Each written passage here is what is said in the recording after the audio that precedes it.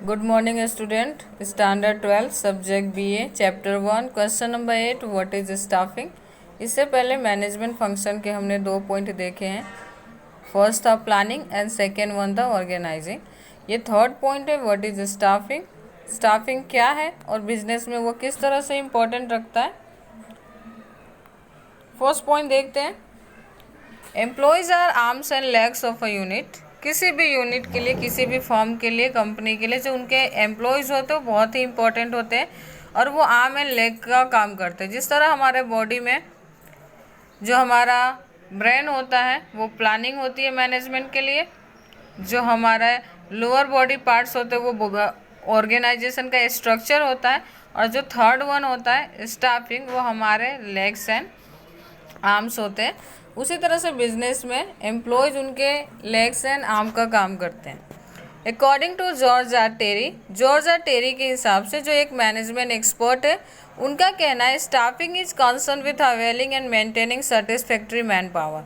Staffing सिर्फ किसी को हायर कर लेना ही नहीं होता, बल्कि उसको अवेल करना, अवेलेबिलिटी दिखाना और उसको मेंटेन करके रखना स्टाफिंग कहलाती है। मीन्स कि आप मान लो कि इस साल किसी स्टाफ को आपने हायर किया और आप नेक्स्ट ईयर है ना वो जॉब छोड़ के चला जाता है, फिर आप उसके जगह पे पोजीशन तो आप खाली रख नहीं सकते, तो आप क्या करोगे, दूसरे जो स्टाफ है उसको हायर करोगे।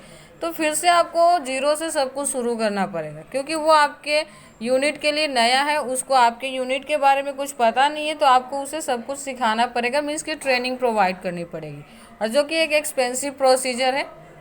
इसलिए स्टाफ को सिर्फ जॉब पे रखना इनफ नहीं है, बल्कि उनको लॉन्ग टर्म तक अपने यहाँ बनाए रखना ओरिजिनल में स्टाफिंग होता है।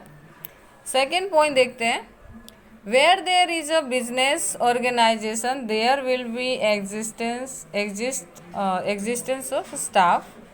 जहाँ पे भी बिजनेस यूनिट होता है, कोई भी ऑर्गेनाइजेशन होता है, वहाँ पे स्टाफ एग्जिस्ट करते हैं। आपको पता है कि कितने भी मॉडर्न टेक्निक क्यों ना आ जाए, बिना मैन पावर के किसी भी चीज़ को हम ऑपरेट नहीं कर सकते।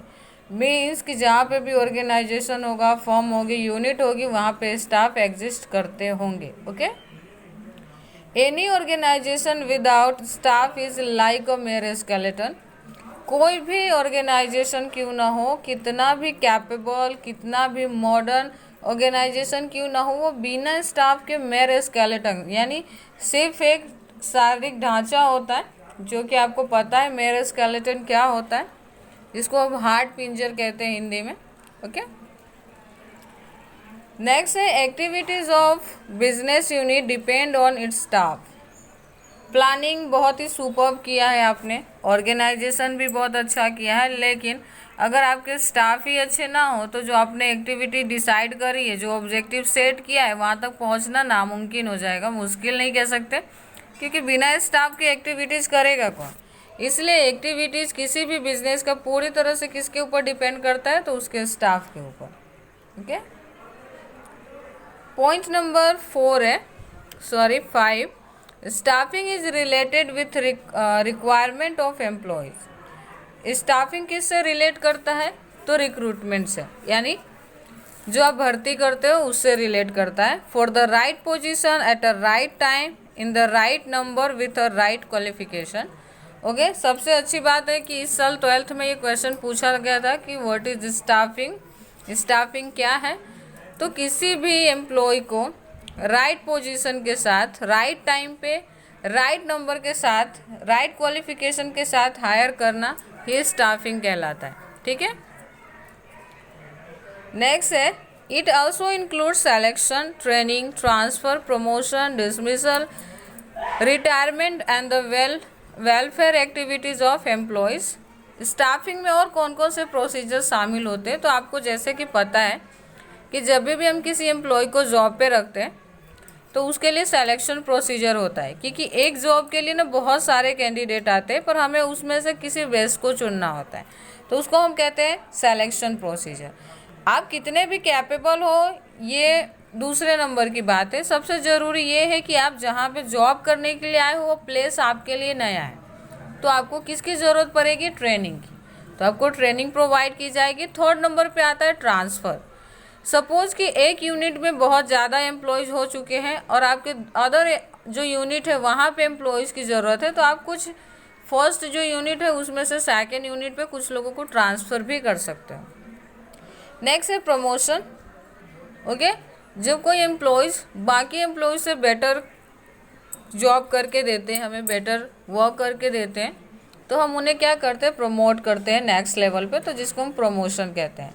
डिसमिसल, बार बार वार्निंग मिलने के बाद कुछ लोगों की आदत होती है गलतियां करना, जानबूझ के करते हैं, तो उनको हम क्या करते हैं, डिसमिस भी कर देते हैं, उनके पोस्ट से हटा देते हैं। नेक्स्ट है रिटायरमेंट। आपको पता है कि ह्यूमन बीइंग की एक लिमिटेशन है कि एक एज के बाद वो किसी काम को करने में कैपेबल नहीं हो पाते, जिसके कारण उनको हमें रिटायरमेंट देनी पड़ती है।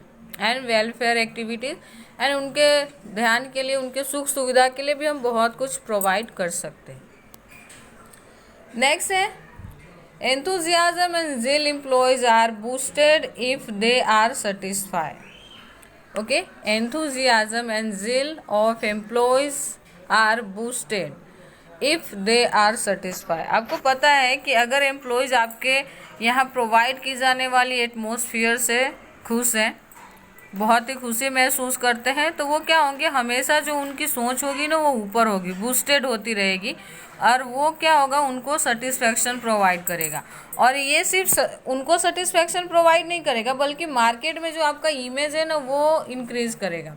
क्योंकि एक एम्प्लॉई है ना, जाके ना मार्केट में वो किसी न किसी से मिलेगा और अपने जॉब के बारे में तारीफ करेगा कि हमारे यहाँ ऐसे होता है, ऐसे होता है, तो वो क्या करेगा ना कि आपके जो फॉर्म है उसका नाम बढ़ाएगा।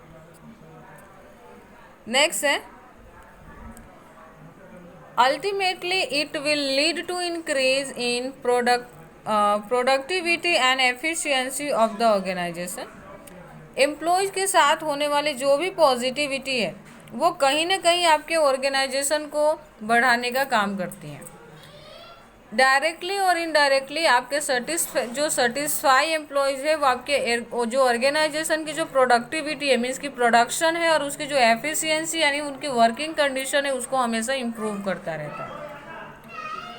नेक्स्ट एंड लास्ट है staffing function studies problem related to employees. Staffing क्या करता है, या स्टाफिंग फंक्शन ह्यूमन बीइंग के लिए किस तरह से जुड़ा हुआ है, तो आपको पता है कि स्टाफिंग जो फंक्शन है मैनेजमेंट का, वो क्या स्टडी करता है, तो आपके यहाँ काम कर रहे एम्प्लॉयज़ के प्रॉब्लम को, उसी प्रॉब्लम को स्टडी ही नहीं करता, उसको जानता ही नहीं, बल्कि उससे रिलेटेड जो भी वो कर सकता है, जो सॉल्यूशन ला सकता है, उसे भी वो प्रोवाइड करता है।